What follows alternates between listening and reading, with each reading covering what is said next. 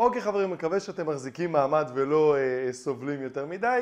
אז אנחנו מתקדמים במרתון מבחן לדוגמה שלנו, ובואו נקרא את שאלה 3. עבור הצרכנים במכללה לישראל, אתם, מה שנקרא, כריך טונה הוא מוצר תחליפי לכריך חביתה. נניח, בסדר, מי שרוצה להתווכח שיתווכח, אבל נניח.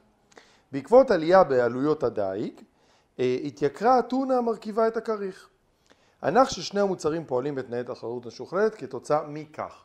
עכשיו שימו לב שבשלב הזה אני בכלל לא קורא את התשובות. ולמה? כי מה שישאלו אותי לא ישפיע על התהליך עצמו. כלומר, בשאלה מבחינתי יש 3 חלקים. יש מצב פתיחה. מצב פתיחה זה אומר אם יש מוצר אחד, 2 מוצרים, תחליפיים, משלימים. כלומר, מה נתון פה? החלק השני זה השינוי, כלומר המהלך האופרטיבי, מה קרה? השתנו העלויות, זה יכול להיות הטלת מס, זה יכול להיות עזיבת יצרנים, לא משנה. קרה משהו, וניתוח התוצאה. אני לא מגיע לניתוח התוצאה שזה הסעיפים מבחינתי, כל עוד לא מיציתי והראיתי כמו שצריך את השינוי עצמו. אוקיי? אז מה נעשה? נלך ללוח, נראה 2 שווקים שפועלים תחת תחרות משוכללת. תחרות משוכללת זה פשוט אומר עקומות ביקוש והיצע, 2 מוצרים, טונה וחביתה, והם מוצרים תחליפיים, ונתקדם. אז בואו נראה. אז מבחינתנו, בואו נעשה פה הפרדה. מבחינתנו בואו נגיד שזה הטונה וזה חביתה. אוקיי, כריך טונה וכריך חביתה, 2 מוצרים, ביקוש והיצע, נקודה A, P0, Q0, חברים תקפידו על מצב המוצא.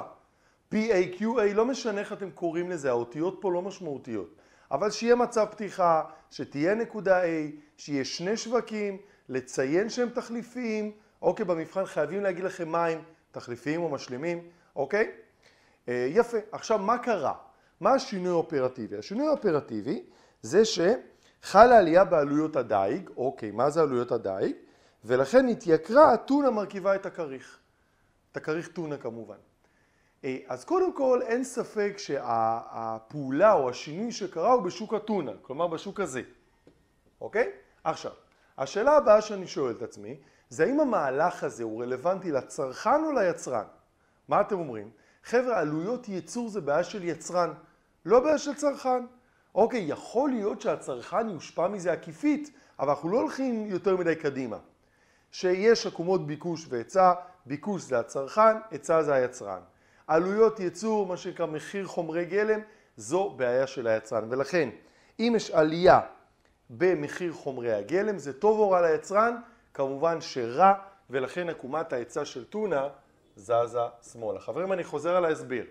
קודם כל, השינוי קרה בשוק הטונה. אם זה קרה בשוק הטונה, זה יבוא לידי ביטוי בגרף הזה.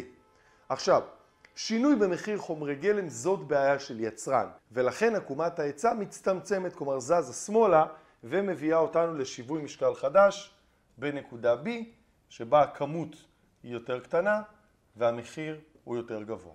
עכשיו חשוב להבין, כאשר אני פותר שאלה שבה יש 2 מוצרים, התהליך לא נגמר כל עוד אני לא מבצע את ההשפעה באותו שוק ואת השפעתו על השוק השני. אין לי מה לגשת לסעיפים, אתם רואים, אני אפילו לא קורא, זה לא מעניין אותי. אמרו שחל שינוי בשוק הטונה, מבצע את השינוי ובודק את השפעתו. חברים, אם אני צורך, אם הכמות של הטונה יורדת, ה-Q של הטונה יורד, והמוצרים הם מוצרים תחליפיים, חברים, מוצרים תחליפיים להזכירכם, זה מוצרים שבאים אחד על חשבון השני. כלומר, אם אני קונה מאחד יותר, הביקוש לשני ירד. ואם אני קונה פחות, הביקוש לשני יעלה. אגב, מי שרוצה, בואו רק נצייר את זה, נקודה B, כמות גדלה, מחיר עלה. זה סוף הסרטוט, תכף נראה מה שואלים אותנו, אבל זה סוף הסרטוט. אגב, מי שהדוגמה הזאת לא נעימה לו, יכול לקחת מהראש איזה 2 מוצרים תחליפיים שהוא רוצה. קולה פפסי, מי עדן נביאות, רדבול אקסל, בסדר, כל אחד זה 2 המוצרים התחליפיים שהוא רוצה, ולבצע את התהליך באמצעות הדוגמה שהוא מכיר ויודע. כי הרבה פעמים הדוגמה שקרובה ללבך הרבה יותר קל להתחבר אליה. בסדר, זה העיקרון. אוקיי, אז מבחינה גרפית סיימנו. הראינו את השינוי בשוק הטונה, הראינו את השפעתו על השוק השני, ומה שנותר לנו כרגע זה לגשת לסעיפים. אז ככה, א', הביקוש לחביתה יקטן. חבר'ה, הביקוש לחביתה, אני רואה מהר מאוד שגדל, לכן א', לא נכון.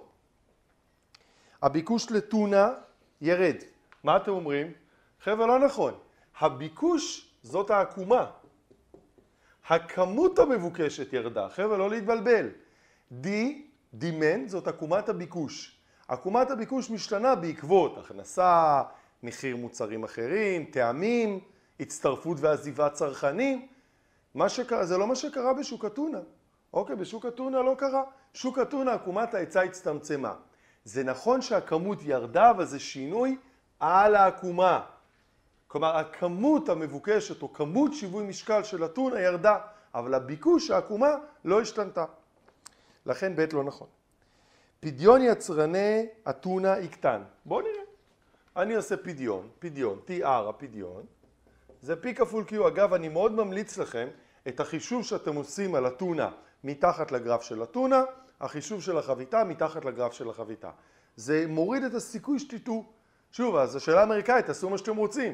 אני נותן לכם את הטיפים והדגשים שמורידים את הסיכוי לטעות, כדי לראות על איזה שוק מדברים.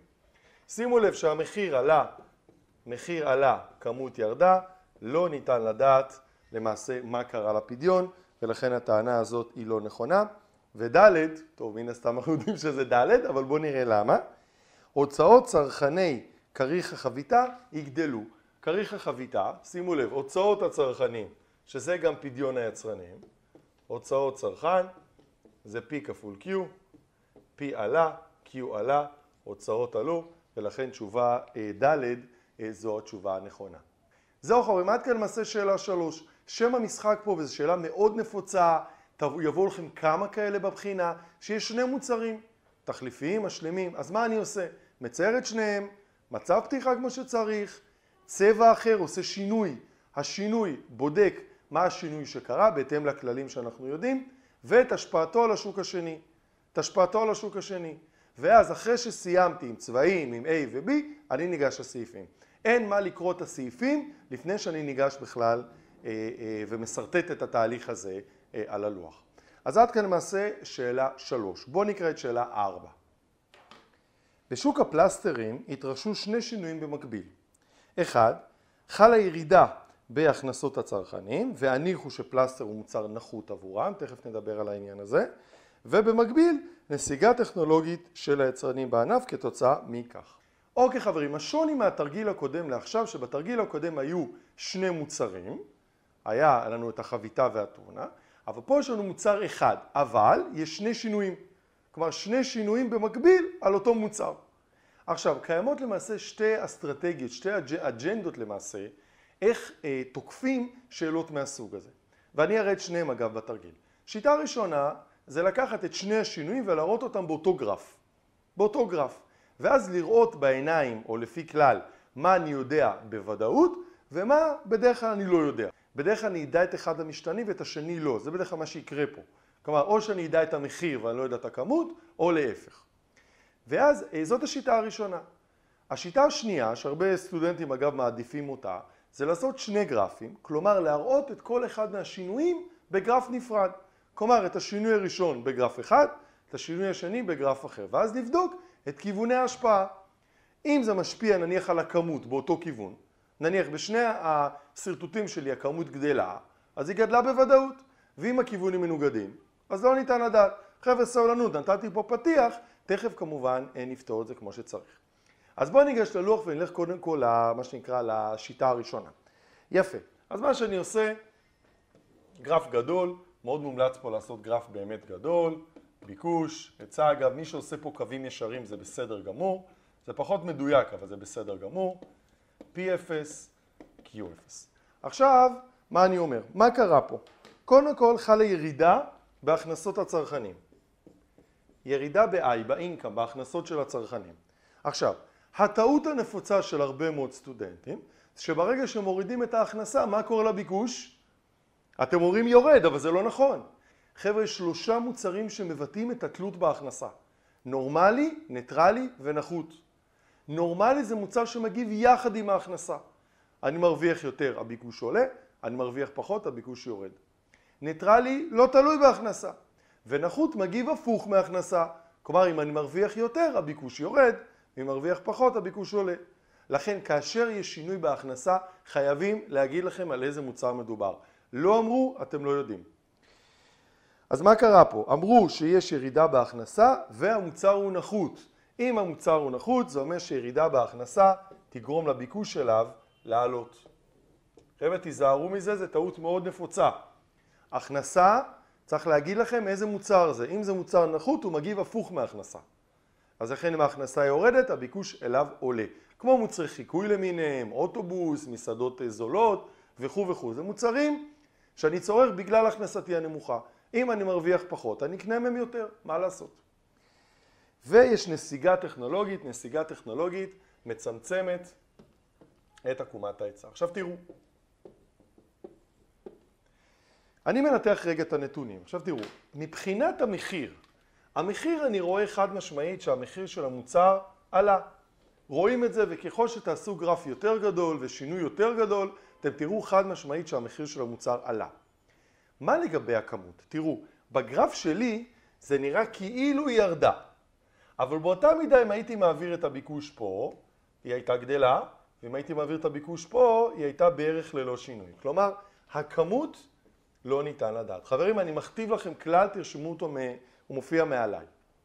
כאשר שתי עקומות זזות במקביל, תמיד נדע בוודאות את אחד המשתנים, P או Q, ולא נדע את השני. כלומר, זה לא צריך להפתיע אתכם, שכאשר שתי עקומות זזות ביחד, יש תמיד דבר אחד שאני יודע בוודאות, ודבר אחד שאני לא יודע בוודאות.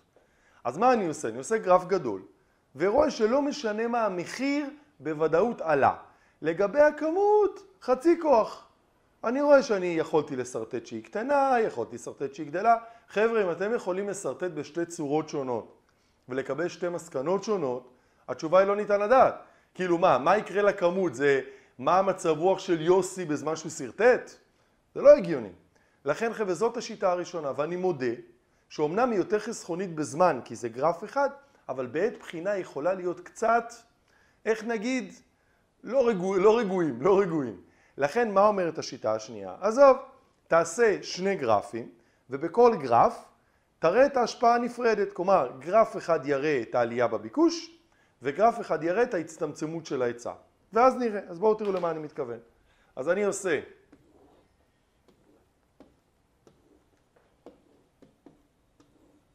זה יהיה הגרף של עליית הביקוש.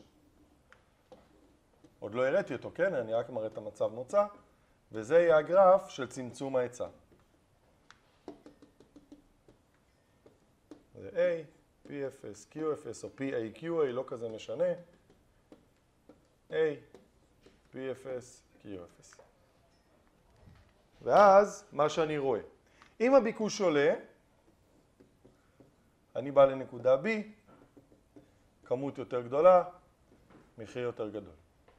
אם ההיצע מצטמצם, אני בא לנקודה B, כמות יותר קטנה, מחיר יותר גדול. חבר'ה, מי שרואה שזה מהיר לו מדי, זה היתרון של פורמט מקוון, תעצרו את הסרטון, תעשו הקפאה, תחזרו אחורה, תראו מי נגד מי. אז שוב, מה שעשיתי זה פשוט, בגרף אחד הראיתי את העלייה בביקוש, בגרף אחד הראיתי את הצמצום בהיצע. ואז מה אני רואה? תראו. בגרף הזה המחיר עלה והכמות עלתה. זה הגרף הזה. בגרף הזה המחיר עלה והכמות ירדה. הנה ירדה. אז מה אני רואה? תסתכלו. בסיכומו של עניין. פה המחיר עלה, פה המחיר עלה, לכן סך הכל המחיר עולה. פה הכמות עלתה ופה הכמות ירדה, סך הכל הכמות לא ניתן לדעת. זה בדיוק אותה מסקנה שהראינו פה. לכן אני אומר, כל אחד שיבחר מה הדרך שהוא אוהב. מה הדרך שהוא אוהב? האם הוא מעדיף לעשות את שני השינויים באותו גרף, ואז לראות בעיניים מה אני יודע בוודאות ומה לא, או לפרק, אגב אני ממליץ לפרק, באמת שאני ממליץ לפרק את זה כמו שעשינו עכשיו, שני גרפים נפרדים, שינוי ואז לראות מה הולך לאותו כיוון, אני יודע אותו חד משמעית, ומה שהולך לכיוונים מנוגדים, אני למעשה לא יודע. בואו ניגש לסעיפים. המחיר עלה ואת הכמות לא ניתן לדעת. חברים, המחיר עלה והכמות לא ניתן לדעת, זו תשובה נכונה. א', זו התשובה הנכונה. בואו נראה למה התשובות האחרות לא. המחיר יעלה והכמות לא תשתנה. לא נכון, אני לא יודע את הכמות. מחיר לא ניתן לדעת, לא נכון, המחיר עלה.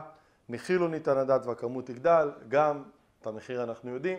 חבר'ה, זה הסיפור מבחינתנו. ברגע שעשיתי סרטוטים טובים והבאתי מסקנות טובות, מה שישאלו אותי בסעיפים לא רלוונטי. מה ששאלו אותי בטענות לא רלוונטי.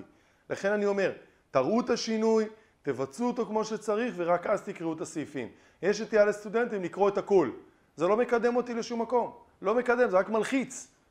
יש מצב פתיחה, קראו השינויים, תראו את השינויים, סכמו מה קרה למחיר, סכמו מה קרה לכמות וסגרו עניין מהבחינה הזו.